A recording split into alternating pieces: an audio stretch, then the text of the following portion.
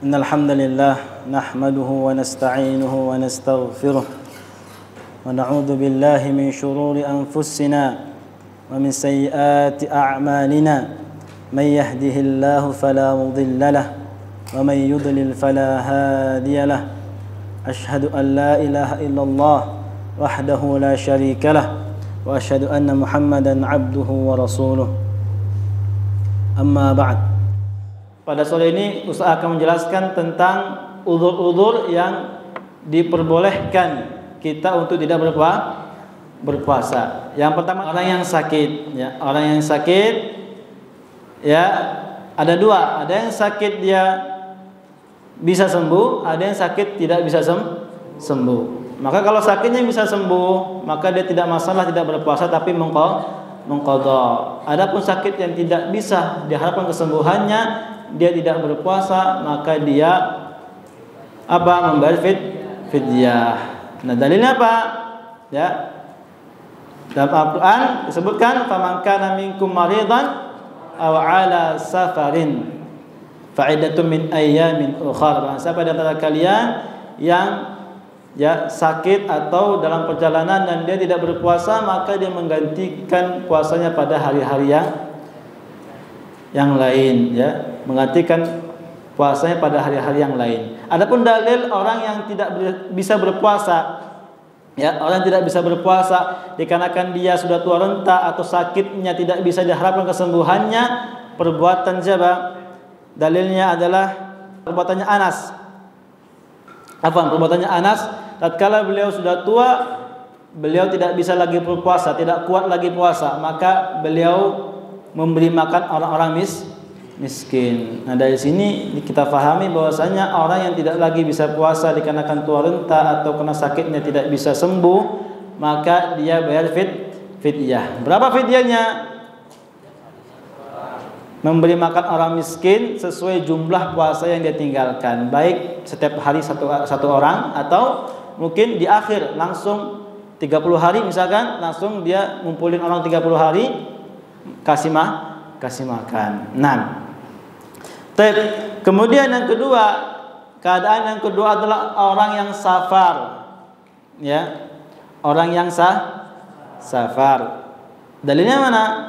Ya tadi, ya, faman kana minkum maridan aw ala safarin, ya, sama dalilnya, ya, dalam Al-Qur'an. Barang siapa di antara kalian sakit atau safar. Nah, safar yang diperbolehkan tidak berpuasa itu safar yang seperti apa? Safar yang kalau sudah melebihi dari 80 kilometer, ya, bukan 8 kilo, 80 kilometer, ya, 80 kilo atau melebihi, ya. Kalau sudah seperti itu, maka dia boleh tidak berpuasa. Dan safar yang 80 km lebih itu juga kita boleh mengqadha salat, ya. Bukan mengqadha salat, menjamak salat, ya. Menjamak qashar, ya, menjamak qashar salat. Boleh. Nah, dan safarnya juga bukan safar yang disengaja, ya, dibuat-buat. Misalkan, saya malas puasa nih, jalan-jalan lah, misalkan kemana gitu, ke Bandung misalkan, kemudian dia nggak puasa. Ini nggak boleh, ya, tidak boleh, karena safarnya dia tujuan dia pengen berbuka, ya, tujuan dia pengen berbuka puasa, ada niatan seperti itu, maka safarnya, ya, tidak boleh berbuka puasa. Kemudian safar yang seperti apa? Ya, safar yang memang dalam keadaan mubah, ya, safar yang boleh-boleh saja, tapi memang nggak disengaja. Maksudnya nggak diniatkan untuk berbuka. Misal ada pekerjaan, ya, tuntutan dari kantor misalkan, atau antum nanti nih, ya, pulang kampung, ya, pulang kampung dari pesantren pulang ke rumah, ya, mungkin yang jauh, mungkin, ya, yang di Kalimantan atau mungkin yang di Lampung, Palembang, dan yang seterusnya yang jauh-jauh, nggak masalah dia tidak puasa. Paham? Walaupun misalkan dia sebenarnya kuat berpuasa, dia sebenarnya kuat berpuasa, tapi nggak masalah kalau dia tidak berpuasa. Nah, mengambil rukhsah, ya, mengambil rukhsah. Begitu pula dalam ayat yang lain Allah juga mengatakan apa? Faman syahida minkum asy-syahra falyasum wa man kana maridan aw ala safarin fa'iddatun min ayyamin ukhar. Ya, barang siapa di antara kalian yang menjumpai bulan Ramadan, maka dia harus berpuasa.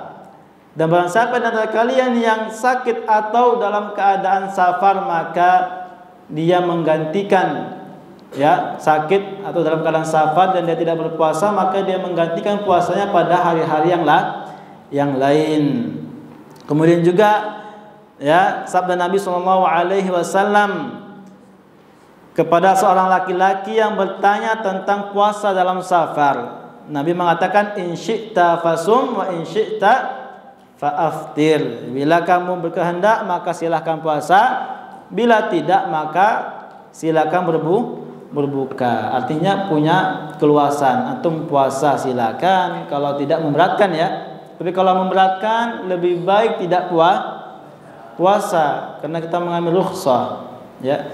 Jadi kalau misalkan tidak memberatkan, ya, kita mampu sebenarnya puasa, misalkan naik pesawat, ya, misalkan, ya, kan cuma sebentar. Tapi nggak masalah juga dia tidak berpuasa, nggak masalah, ya, nggak masalah karena mengambil rukhsah dan safarnya melebihi atau 80 km atau lebih, ya, 80 km dan lebih dari 80 km. Nah, kemudian dalam hadis yang lain Nabi SAW, ya, tatkala safar beliau, anna Rasulullah SAW kharaja ila Makkah sa'iman fi Ramadan falamma balagal kadida fa'aftara an-nasu. Bahwa Rasulullah SAW berangkat ke Makkah dalam keadaan berpuasa pada bulan Ramadan. Lalu ketika sampai di Kadid, ya, nama tempat, maka beliau berbuka, lalu orang-orang pun ikut berbuka. Artinya apa? Dalam keadaan safar kita boleh berbuka. Allah kasih rukhsah, ya. Allah dan Rasulnya kasih rukhsah pada orang-orang yang safar untuk berbuka dan tidak berpuasa pada bulan Ramadan. Nah, ini yang kedua, ya. Kemudian yang ketiga apa? Orang yang haid dan nifas. Orang yang haid dan nifas, bahkan dia diharamkan untuk berpuasa. Nggak boleh orang yang haid dan nifas itu berpuasa, nggak boleh. Dia wajib berbuka, tapi juga wajib mengqadha, ya. Misalkan dia haidnya 7 hari, maka dia mengqadha 7 hari. Atau misalkan nifasnya juga sebulan misalkan, maka dia mengqadha sebulan. Kan? Nah, sebagaimana Nabi SAW bersabda, "Alaisa idza hadat lam tusalli wa lam tasum, fadzalika min nuqsani diniha." Bukankah bila seorang wanita mengalami haid, dia tidak salat dan tidak berpuasa, itulah di antara kekurangan agamanya, ya. Jadi orang yang haid atau orang yang nifas, ya, perempuan-perempuan yang haid atau yang nifas, maka dia tidak wajib berpuasa. Tidak wajib berpuasa. Dan bahkan haram bagi dia berpuasa, nggak boleh puasa, ya. Dan wajib atasnya qada. Dan juga berdasarkan ucapan Aisyah radhiyallahu anha, kana yusibuna dzalika fa nu'maru biqada'i shaumi wa la nu'mar biqada'i as-shalah. Dahulu kami biasa mengalami haid, lalu kami diperintahkan untuk mengqada puasa dan tidak diperintahkan mengqada salat, ya. Jadi orang yang haid atau nifas dia tidak wajib puasa, tapi dia wajib mengqada. Mengqada apanya? Mengqada puasanya. Adapun salat tidak, ya. Adapun salat Tidak. Nah, kemudian yang selanjutnya adalah atau alasan atau uzur yang diperbolehkan seseorang tidak berpuasa, yaitu ibu hamil dan ibu menyusui. Tidak masalah bagi dia tidak berpuasa, tapi wajib mengqadha juga, ya. Sebagaimana Nabi sallallahu alaihi wasallam bersabda, "Innallaha wada'a 'anil musafiri syatrus shalah was-shaum wa 'anil hubla wal murdi'i as-shauma."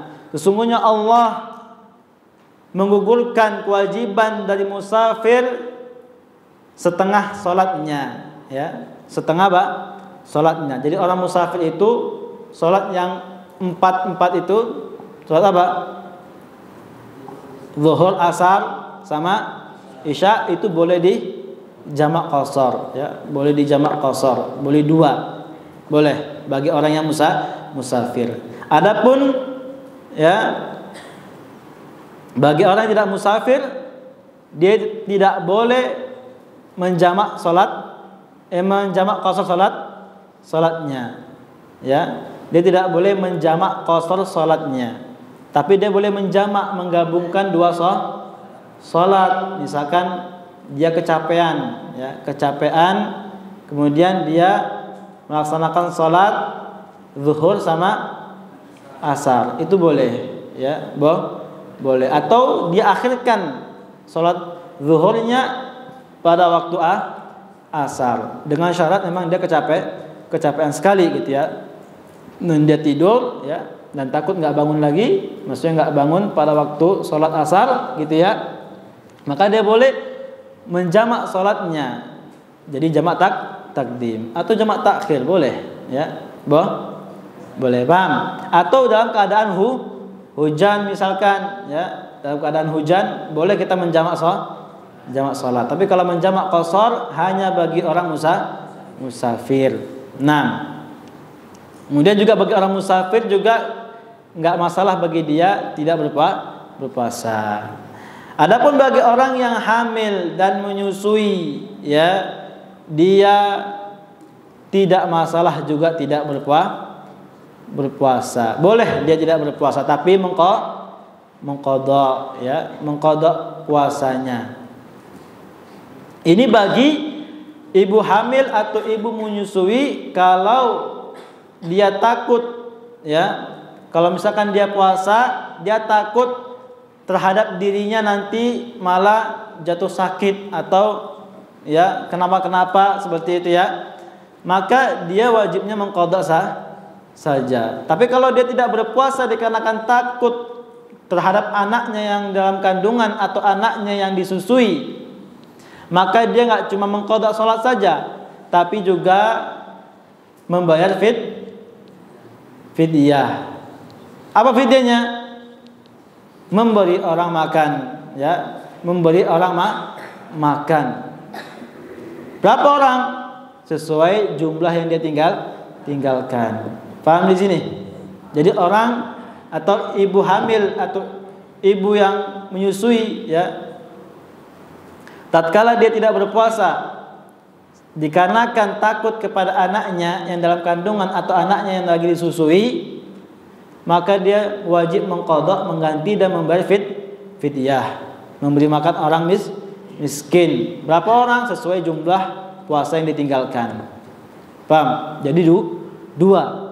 Kalau takut kepada anaknya yang dalam kandungan atau yang lagi disusui, paham? Tapi kalau takut terhadap dirinya sakit atau, ya, dicelakai gitu, ya, maksudnya nanti malah jatuh sakit gitu, maka dia cuma wajib mengqadha puasa saja tanpa membayar fidyah. Paham? Mana dalilnya?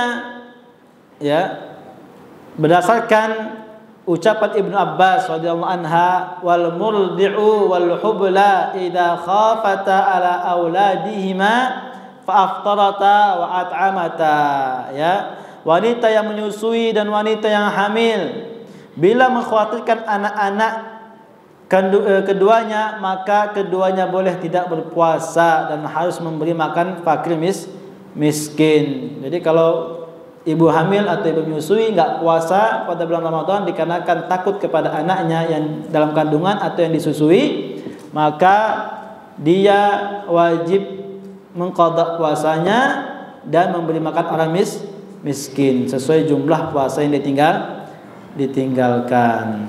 Paham dong? Nah, jadi inilah ya 4 uzur yang diperbolehkan seseorang untuk tidak berpuasa. Apa itu tadi? Yang pertama apa? Orang yang sakit, ya.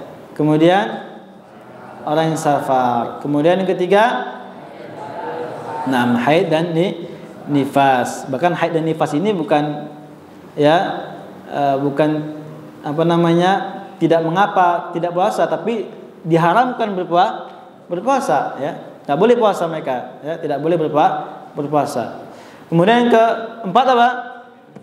Ibu yang hamil dan menyusui. Inilah 4 keadaan seseorang ya diperbolehkan untuk tidak berpuasa pada bulan Ramadan.